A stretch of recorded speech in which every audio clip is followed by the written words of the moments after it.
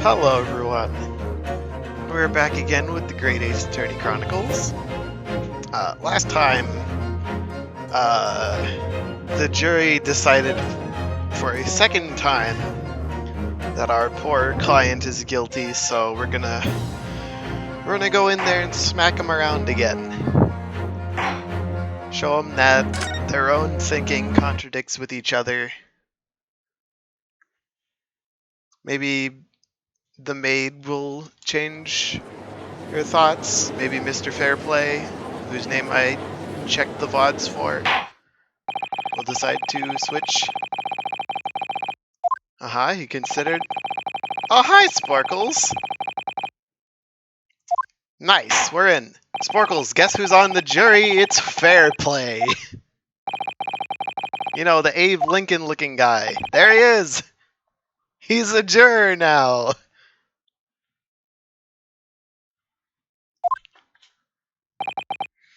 Very good. In that case, I must ask each of you to state very clearly and concisely for the court the grounds on which you find the defendant guilty of this crime.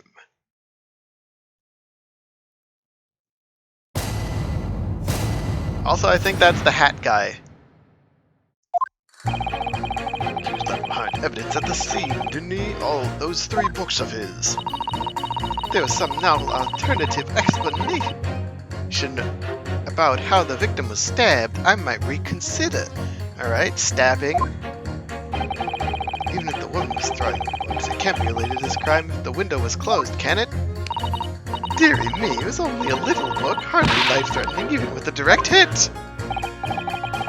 Look, I just want to get this over with. If I don't bring home some pay tonight, I'll be in a tiny bit of trouble. Come to think of it, we had the fire at home a while ago. It gave me the sneezes. Huh? Oh, old man, what? Considerably more tangible arguments from all members of the jury this time around. With one notable exception, of course.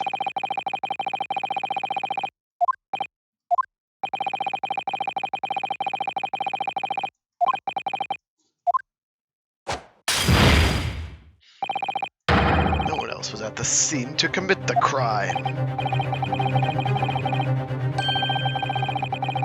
Considering one of the eyewitnesses is prone to pass out at any minute due to sleep deprivation, I don't know if we can fully trust what they're saying. A tangible explanation? Who stabbed the woman and how? Those 2 details are all you need to provide.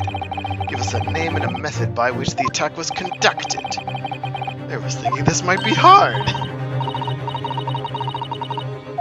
Oh boy. That's quite enough preamble. Proceed with the summation examination, please. Presume you are prepared, counsel. Oh yes, my lord. Alright, Ryunosuke, focus your mind.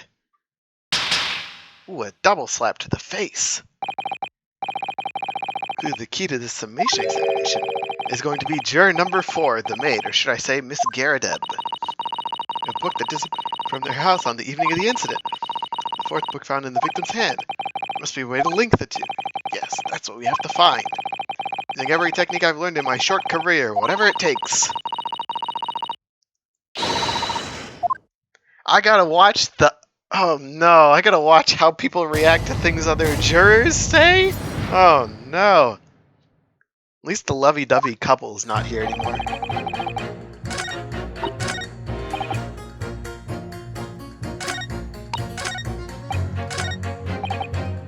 Hold it! Juror number 6, you're my only hope. Sorry, what's that? You'll have to speak up, lad.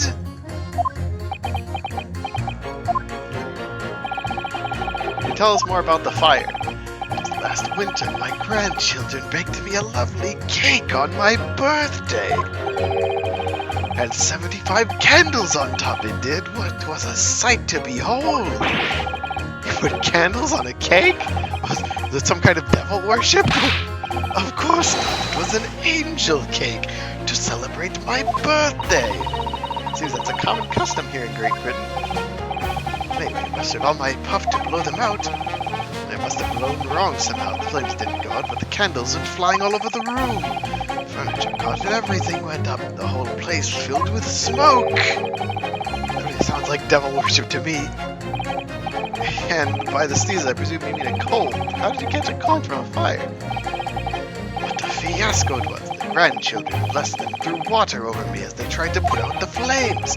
Then, because the whole room filled up with smoke, we had to open all the windows to clear it. Thank you, juror number 6. Oh, bless your soul. The biting winter air rushed all over me like the devil dancing on my grave it did. I got a terrible cold from it. It put me in the hospital for a while. Won't forget that birthday in a hurry.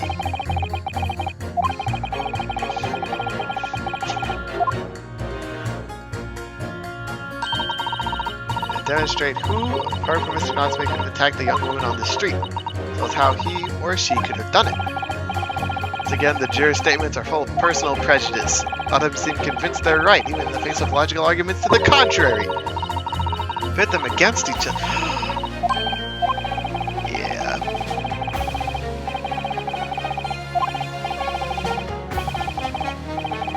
Alright, jurors number 6, what is your thing again?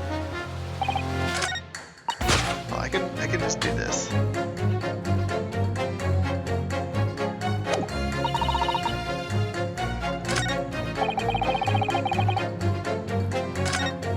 No. No.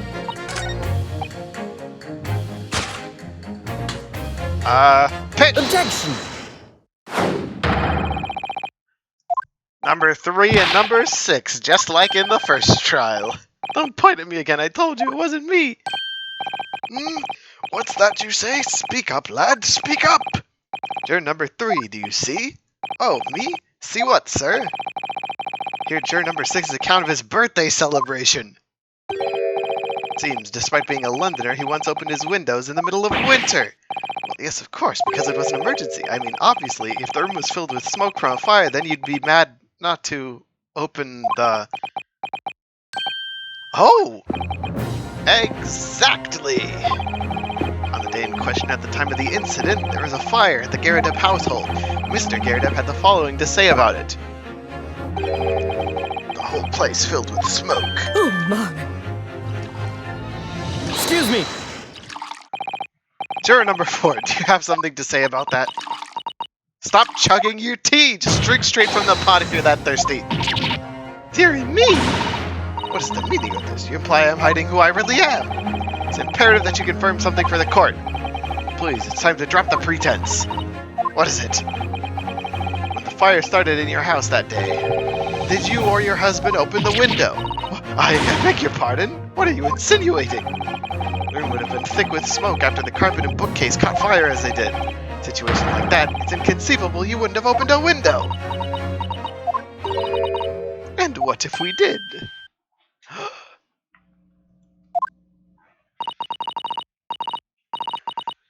Oh, all right then. Yes, you're right. My husband was frantically trying to open the window.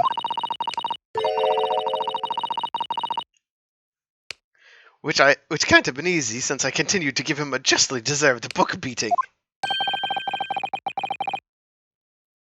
Even though your house is on fire? You never stop throwing until the anger subsides. It would be terribly bad for the nerves to do otherwise. Oh, Jesus. Of course, I should have realized. It's a significant step forward. I managed to establish the window was open. We must have that added to Miss Garrideb's formal statement. Now that you mention it, yes, the window was open at the time. I'd clean forgotten, but it's true. Objection. Hold it. What? A banker. There's no contradiction as far as I can see. Damn it, I can't pit the statements that obviously mean the same thing against each other. We gotta press the maid wife.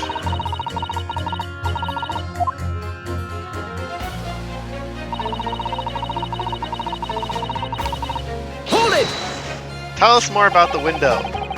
Fourth book found at the scene of the crime shows very obvious signs of fire damage. The title of the book is The Lion's Pride, the same title, in fact, as the book Mr. Garrett told us he had been reading. Well, I really couldn't say. I threw a lot of books at him. Did you or do not throw at your husband a copy of The Lion's Pride that he had been reading? I did. It was the first thing I could lay my hands on, so I hurled it straight at him. Come to mention, yes. He was rather enjoying reading it, you're right. I should not reveal this information to the court from the outset. Because I couldn't, you silly little man, I didn't remember. Times like that, you pick up and throw whatever you can lay your hands on it. As you know. I really don't. I noticed I was throwing a book, much as the title of it. What? Why are you reacting? Excuse me. What is it, turn number 5? You know something? I've remembered what it was. The memory I'd blocked out. Let's listen to what this granny was saying.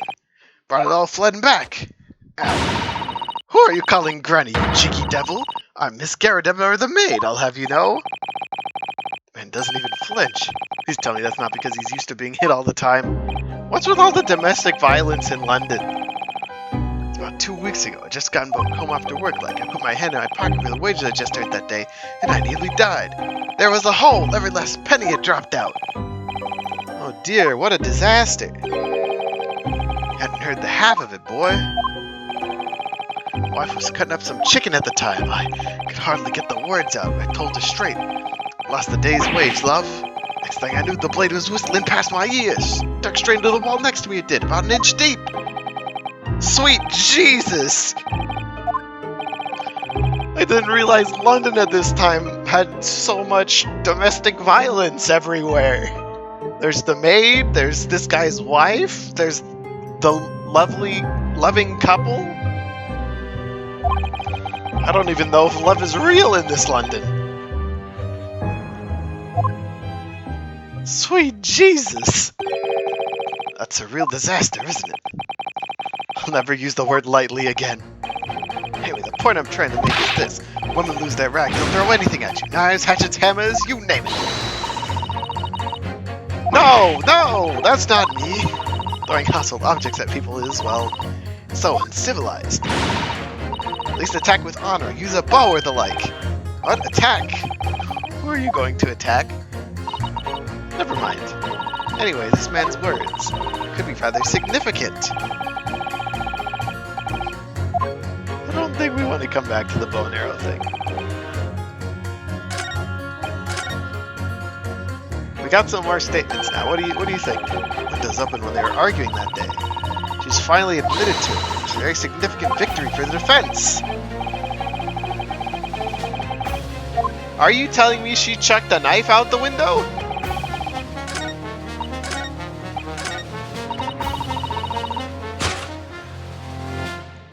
So this. Objection! Two statements have deeply significant connection. Good grief, you mean they don't contradict each other? Explain, counsel, at once! Juror number 2. Do you think, perhaps, that this could be one such novel alternative? Ma, whatever do you mean? Alternative explanation as to how the victim was stabbed in the back. What are you talking about? Demonstrated, the 4th book, The Lion's Pride, was found at the scene of the crime, originated in Mr. Garrett's room on the top floor of his house. Therefore, it's equally possible that some other object besides the book could have found its way from the Garrett household up to the street below. What's that now? After all, Mr. Garrett could have thrown any number of objects at her husband. Isn't that right, juror number 4? What are you insinuating now, you little beanpole? I'm beginning to think that since the true origins of the book came to light, perhaps she'd had a feeling this might be what happened. Now, you listen here, you Easton Gala. As the foreman of this jury, I demand a straight answer. You give us the yarn about some other object making its way out of the house, but what? What was it? Really taking a big gamble here. That's a bold accusation to make, but I haven't any real evidence to back it up. But I'm certain, at the very least, this warrants further investigation. Alright, Mr. Foreman, I'll try to explain the defense's theory. The other object that found its way from the Garrideb household to the scene of the crime was... knife. Take that! Juror number 4, Miss Garrideb. What? What now? Must apologize in advance for this. But I need to confirm something else for the court. This knife. Have you ever seen this knife before? Ah! Good Lord, Counsel, what on earth are you doing? That's the weapon that was lodged into the victim's back, man! And Van Zieks can't say a word. My lord, remember that when the victim was attacked, Mr. and Mrs. Garrideb were in the throes of an argument. Miss Garrideb was hurling anything she could at her husband, who'd been backed up against a window that had been opened to clear the smoke, and through which a book sailed to land at the crime scene. You can't seriously believe it. That book was found in the victim's grasp. Are you saying that it flew out the window and across the street to land neatly in her hand? Even my missus ain't got a name like that. Yes, I admit, there are many details we don't yet understand, but that's the point. That's precisely why we must now allow this trial to end. Not right now. Oh, nah! Ugh! Miss Garrideb, your answer, please. Have you seen this knife before or not? Oh, ugh! Thud. We've killed one of the jurors! We demand extra time to investigate. My lord, I wish to change my decision. I'm a woman of my word, after all. Thank you, madam. Yes, I agree. I certainly didn't see this coming, but... I just don't think it would be right for this trial to come to an end now with so many unanswered questions. Mr. Foreman! I'd have to agree. Not that I think the granny didn't mind. Yes, you know what? I'm not quite happy about this at the moment either. All together now, ladies and gents. Oi! Jurors number 6, why aren't you joining them? Did you not hear what was happening? We did it! Congratulations! So, as a result of the defense's summation examination, the number of jurors leaning have changed. 2 jurors called guilty against 4 now calling innocent. Accordingly, the opinion of this court is divided. This trial will continue. Why does the old guy not change his opinion? Did he go deaf? That was a pretty solid summation examination. Given I was a little hasty at a couple points. How does the prosecution wish to proceed? First, we shall shatter my chalice on either my hand or the candelabra. This trial is rapidly descending into a farce. I drink with my mouth closed. Like a corked wine, the first few sips are bitter enough. And then I chuck it at the candle in the back. What follows is so repugnant it's good for nothing save the gutter. If I may, Lord Van Zieks, the defense has put forward a credible alternative explanation for what happened. Credible? Is that your considered opinion, Mr. Foreman? The defense's argument is a joke to which I barely know how to respond. But let me start by insisting that you must all familiarize yourselves better with the relative positions of those places being discussed. You insinuate she chucked both a book and a knife across the London streets? It should be more than apparent that between the crime scene and the Garrideb household runs a rather wide street, Brer Road. Which means that the distance from the Garrideb's house to the scene is some, 15 yards. 14 meters! Oh, that's a little farther than I'd imagined. And as the ladies and gentlemen of the jury rightly noted as having portentous significance, the 4th book was found in the victim's clutches.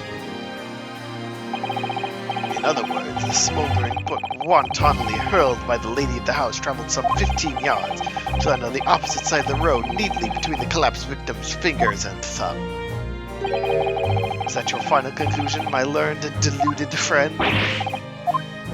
No, we believe the girl was picking up the book, and then the knife landed in her back. did the jackknife follow a near identical trajectory to plunge into the middle of the victim's back. It's fair to see someone stretching the notion of having a bad day for the victim, I think. Even those pathetic serialized detective stories have more believable plots. Ugh! There's nothing I can say to that. The prosecutor loves the sound of his own voice. You realize detective stories are pathetic, are they? How dare he? That's... You know what? Yeah, let's pick our battles here. My lord, might I be allowed to speak? Judicial assistant, you may speak for the defense. Yes, go ahead. Prosecution may consider the idea and postulated was believable enough to persuade the jury to change its leaning. As such, it was the duty to explore this alternative explanation as thoroughly as possible. To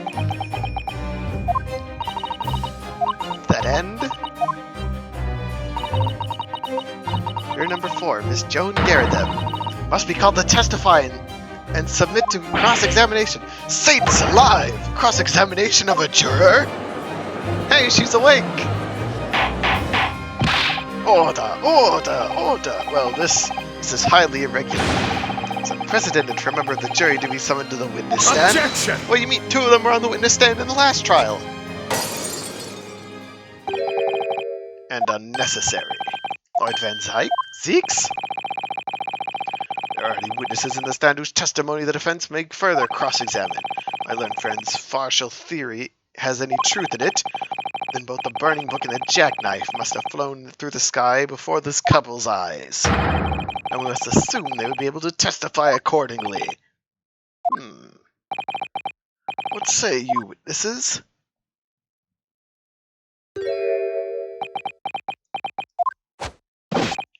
Yes, sir! Constable Raleigh Beat reporting for duty, sir! Well, good morning, officer. Sorry for dozing until now, sir. Haven't slept for a month on account of a villain who's appeared on my beat, sir. Oh, they're so heroic, these London bobbies. Patricia, my darling, I've been neglecting you, but no more. Oh, Raleigh, my hero, you make me swoon. Very well, I hereby reject the defense's request. Oh. Order the witnesses in the stand to testify again.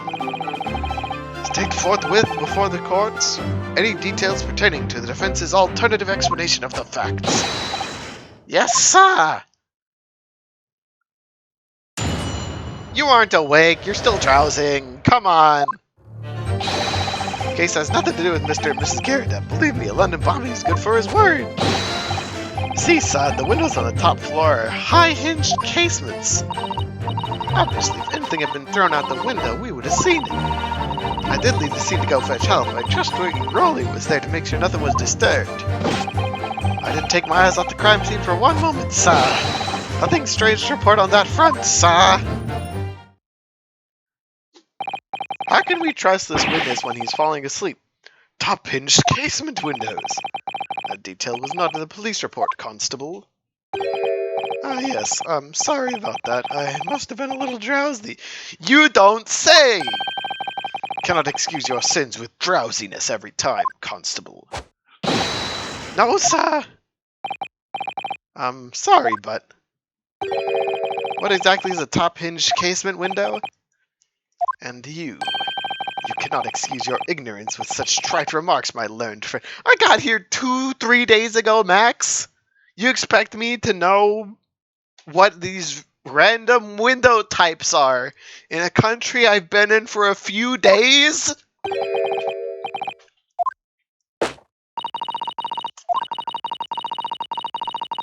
Cast your mind back to the windows. Window opens in order to allow air to circulate inside the house. As the top hinged casement window swings open along the upper edge. I'm glad you've rectified your ignorance. The casement window's most preeminent feature is its stay, a metal bar which prevents the window from being opened beyond a certain amount. Prevents opening? That's news to me. Absolutely correct, sir! In the words of a Booker knife were to have been thrown through the open window, it would have clattered against the pane and fallen straight down to the pavement below. No. see the problem then.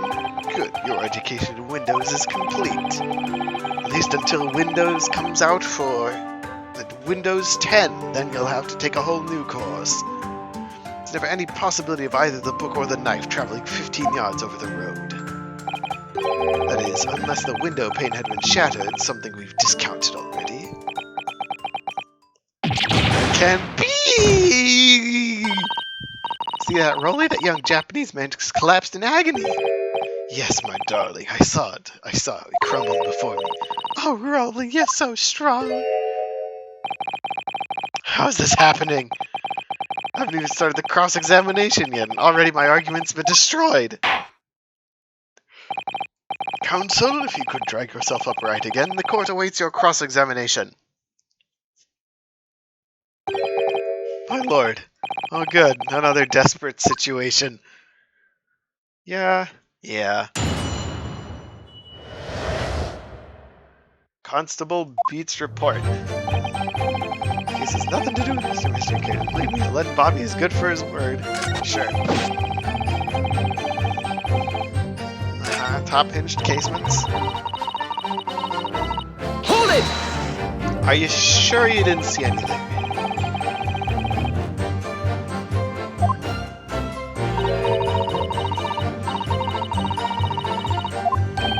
Lucky Star? Can't it guide you to answer the question? Playing book caught across the sky in front of us, it would have lit up like a shooting star.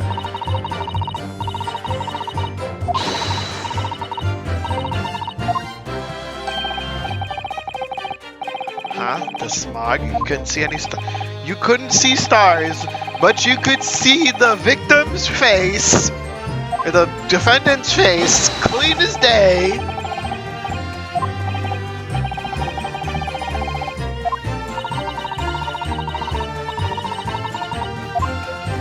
Was there smog or was there not smog?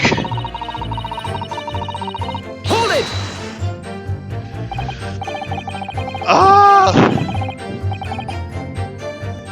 Nearby police box to fetch an officer. I don't know his beat. I don't know exactly where I was going, of course. That, my love, you can't be expected to know the location of every police box. You got lost?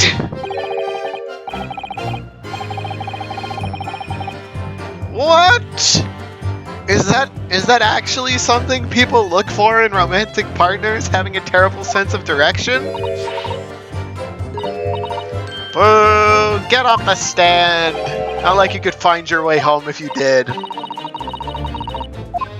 15 minutes?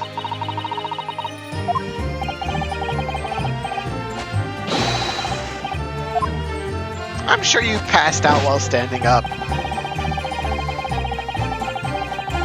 Hold it!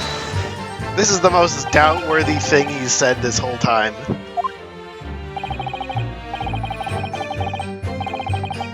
Never looked away for a second. No one else approached the scene and nothing was removed from it.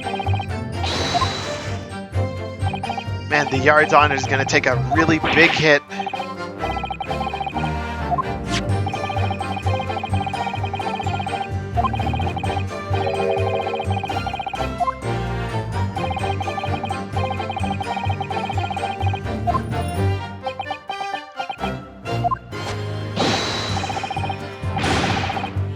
A different copy that happened to be burnt on the same night.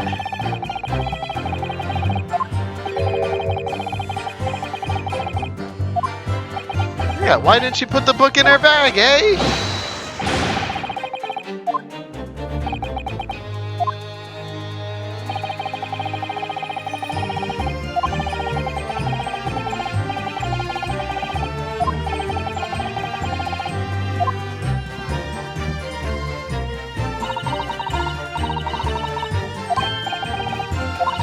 It's okay, Susato, don't worry about it.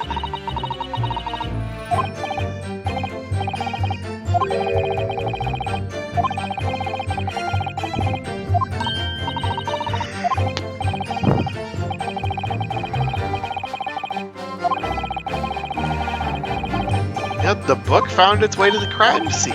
We just gotta figure out how. They're both hiding something.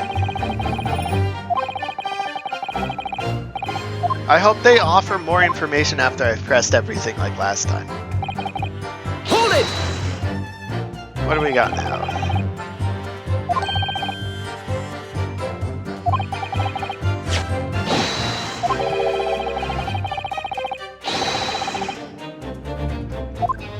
Are you writing that? No, it's his... What did he say it was? His rule book?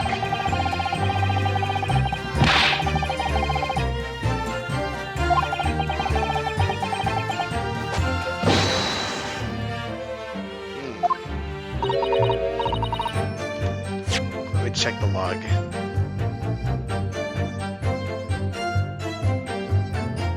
He didn't say what it is. I don't remember what it is. Get off the stand. Go back to bed.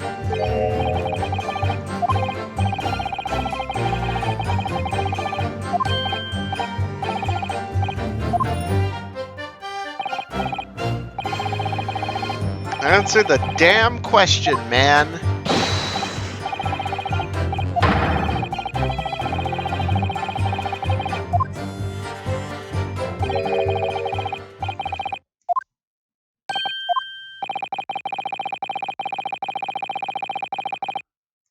Want us to understand Scotland Yard. Guiding principles.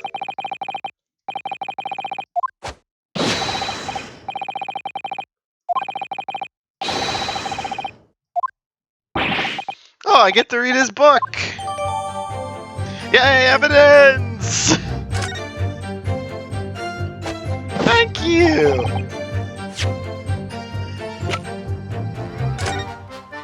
Strive to preserve the peace. 21,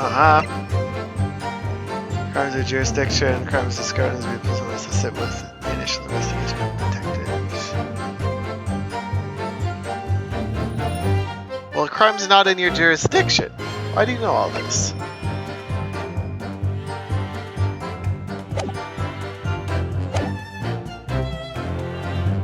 Hold it! Why do you know so much about everything? Don't open fully? Yeah, we went over the Windows. Windows 10.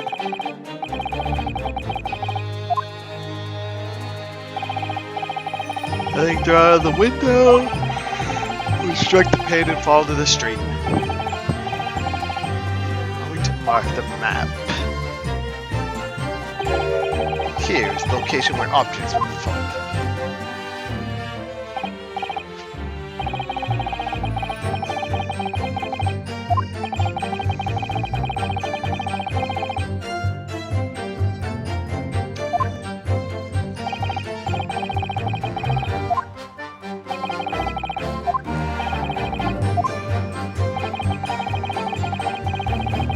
Yeah, why do you know about the windows?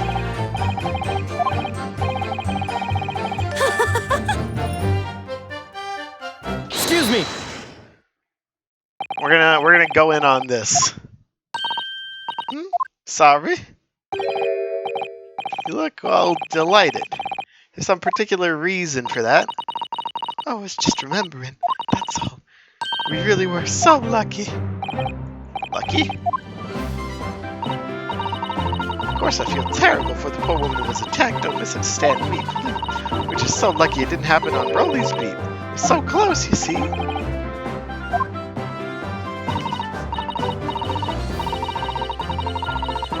You moved the body to the other side of the road so it wouldn't be on his beat. You punks!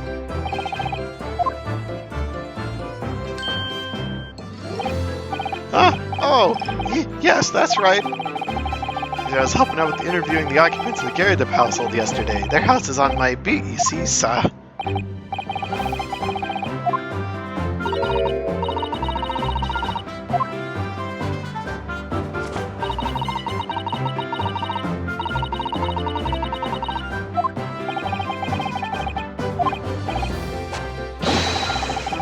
Okay.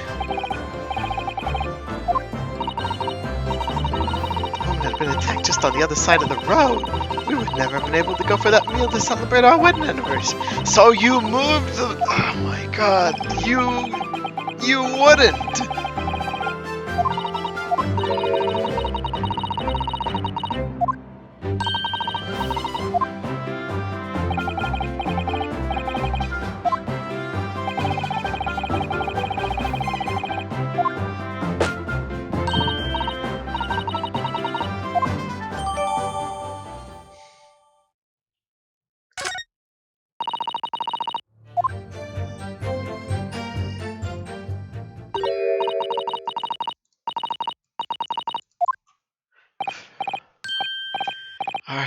This is a joke! Yes! I am doubting you! You figured it out! Please give us some more information!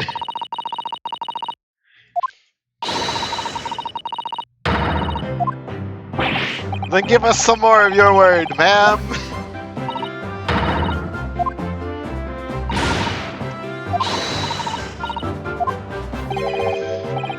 I like this girl, even though I don't like how she's all romantic on the bench. The stand! That's the one. We're at the bench.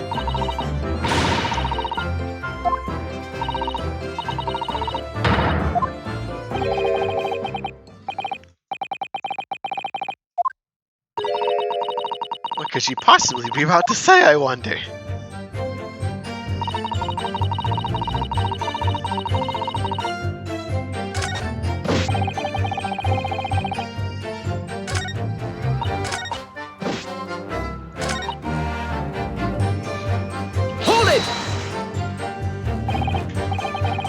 Nobody's questioning what you've told us. I saw what I did that evening. I saw clearly the little Easter man with whiskers and the funny curved back, slinking away from the sea. Huh.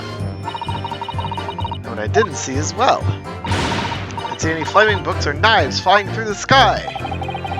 All very clear. You also mentioned something about having a poor sense of direction? Oh yes, well, that's a little embarrassing, really. Always ending up at the wrong place when I've made arrangements to meet Rolly. It's ever so cross.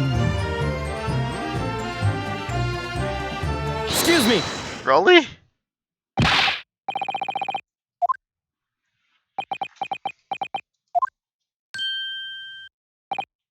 Yeah? No, sir, no problem. I's remark just now brings something to mind? Well, in a way, sir, yes, sir. It's just remembering that the same thing happened that evening. Did Miss B lost her way on the night of the incident? I see, I sent her off to find a police box in the next beat over from mine. She was gone a fair bit longer than what I was expecting.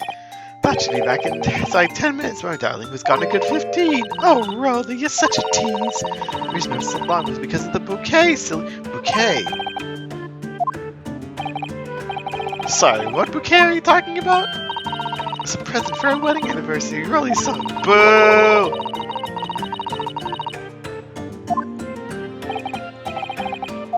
How romantic! Ah! Oh, yes, but that was just between us. You didn't get him the bouquet at all! What's that all about? Constable looked obviously troubled during that exchange. Quite sure of one thing. I had to ask him about the bouquet. Mr. Reed, the bouquet you just mentioned. I'd like you to add details about it to your testimony, please. Oh, really? Yes, I'd love to. Van Zeeks doesn't look too happy about it. Dropped my bouquet and ended up losing my way for a while. Hold it! Press. I mean, you dropped the bouquet at the scene of the crime? I